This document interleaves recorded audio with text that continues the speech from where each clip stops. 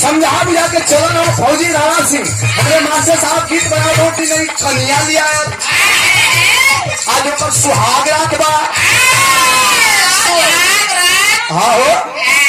तू कैसे चले पर बाबू बता दे हम चुतिया बताओ कदम तू कैसे जमले भाई जमाना इतना आगे गई हां ये कर पहुंचलो का खुश अरे यार तुम कैसे लफड़ा बढ़ाओ तो अच्छा ये बात सारे बनो का नाता आप लोग बुरा मत मानिए लोग को पेट में पानी नहीं पहुंचे आज ओकर सुहाग रात बा सुहाग कक्ष में एक बार के पता नहीं कहा देखो माथा फिरन ठोगन निकलो पॉकेट में नोरी कसी 36 डिग्री वाला गुड्डू भैया निकलो सभी ना पनिए को गटक गलस तो दूध दही घी मैंने 10 दिन 15 दिन 20 दिन में सेट करी लेकिन ये गोइल की फर्द सेट करी तुरंत वगैरह सुननी थर जी तुरंत एकदम डल्ला सब तुरंत झुमान पाऊंगा लागल हिले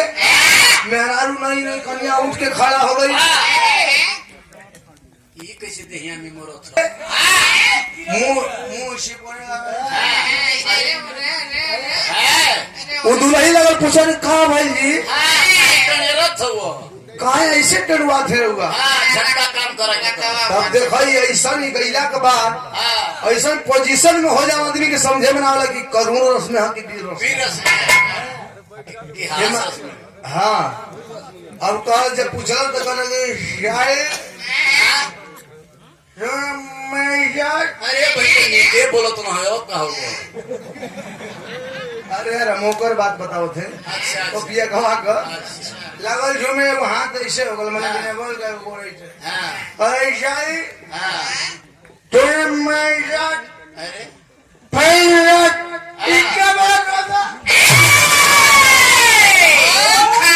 कलश की धोखा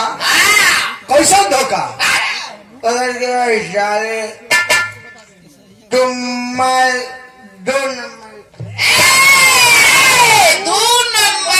कलश की कुल सामान जब लेके सेकेंड हैंड का लेके आल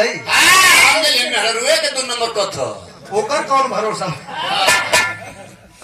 लागल बेचारी मनौती करे मरावन करे कहत ये का करे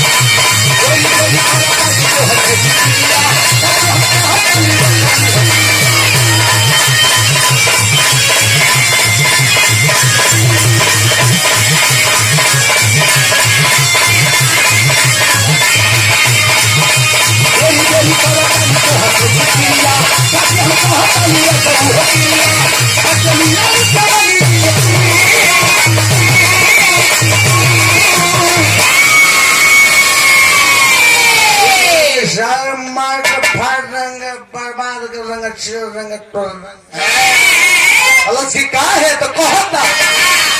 एक साथ